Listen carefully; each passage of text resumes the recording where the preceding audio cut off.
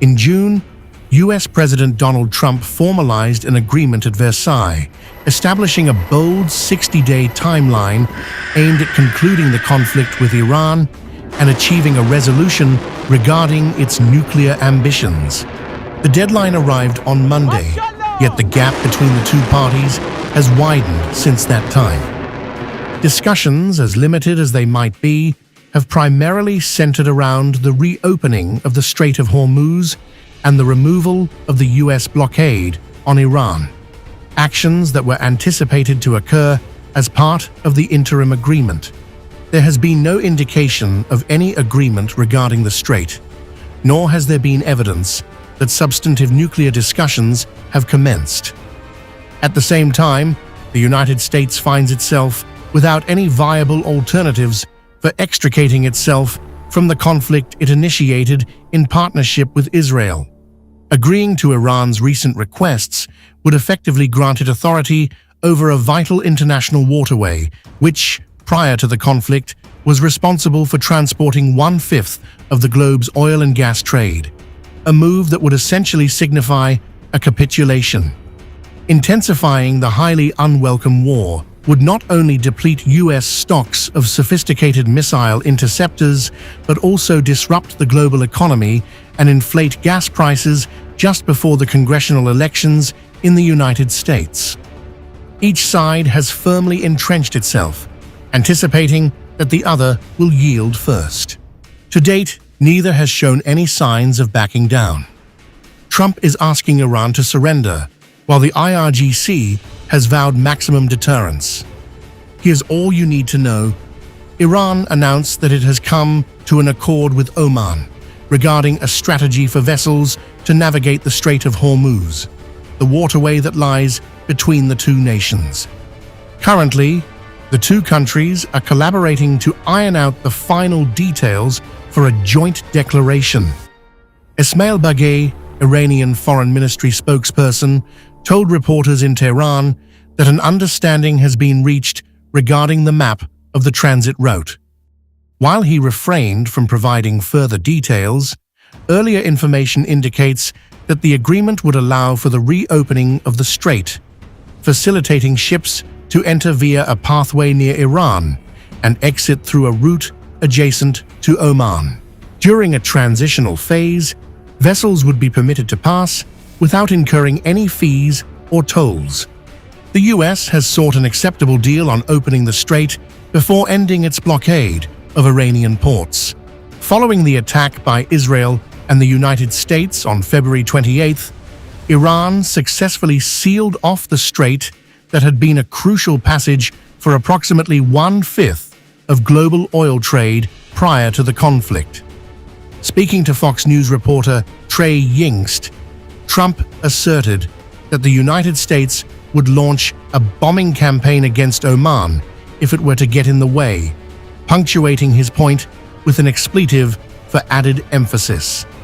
This marks yet another instance where Trump has issued threats towards Oman. In May, he told reporters during a cabinet meeting that Oman will behave just like everybody else, or we will have to blow them up. Trump said the US has a back channel for talks with the Islamic Revolutionary Guard Corps.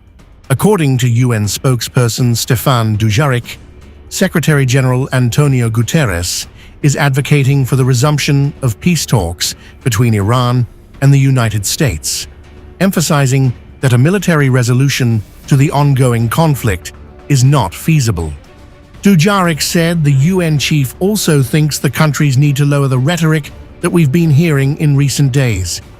The agreement reached in June, referred to as the Memorandum of Understanding, mandated a cessation of all military actions and established a 60-day timeframe to achieve a conclusive agreement aimed at permanently concluding the conflict and addressing the enduring contentions surrounding Iran's nuclear endeavors.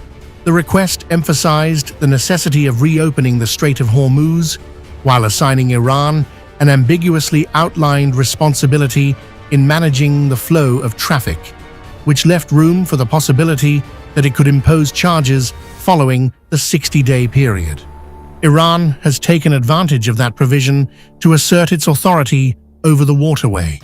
1 week following the signing of the agreement, Iran commenced attacks on ships navigating a route along the Omani coastline, situated across the strait and monitored by US military forces, designed to circumvent Iran's oversight. In retaliation, the United States launched strikes against Iran, prompting the nation to target Arab states that hosted American military personnel, including Jordan, Kuwait, and Bahrain. Furthermore, the US revoked the waivers that had been part of the original agreement, which permitted Iran to export its oil on the global market, while Trump reinstated a blockade on Iran's ports. Both parties blamed one another for breaching the June agreement, which has nearly been rendered void. The hostilities gradually subsided. A corresponding ceasefire in Lebanon involving Israel and the Iran-supported Hezbollah has largely remained intact, despite the presence of Israeli forces in significant portions of the southern region of the country. Lebanon's territorial integrity and sovereignty were to have been ensured under the June deal. According to Iranian officials, they ceased negotiations with the United States in June, though they admit that intermediaries have conveyed messages between the two parties. Meanwhile, Trump maintains that discussions are still ongoing, at times asserting that advancements have been made after stepping back from threats of significant military action. At the beginning of this month, Iran presented a series of conditions for the reopening of the strait. These demands encompassed the removal of the American blockade, the withdrawal of US military personnel stationed near Iran, and compensation for the damages caused by the conflict initiated by the US and Israel on February 28th. Despite this, Iran has asserted its intention to regulate the strait, possibly imposing fees, via a deal currently under negotiation with Oman.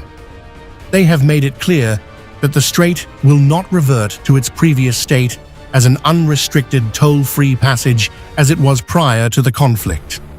In the Red Sea, Houthi rebels supported by Iran have commenced assaults on Saudi oil tankers, posing a threat to yet another vital trade route that had previously served to alleviate some of the strain caused by the closure of the strait. Trump has dismissed the requests from Iran, asserting that it is Tehran that ought to compensate for war damages and insisting that the US has authority over the strait. He seems to be relying on economic strain, manifested through the blockade and enduring sanctions, to force Iran's leadership into submission.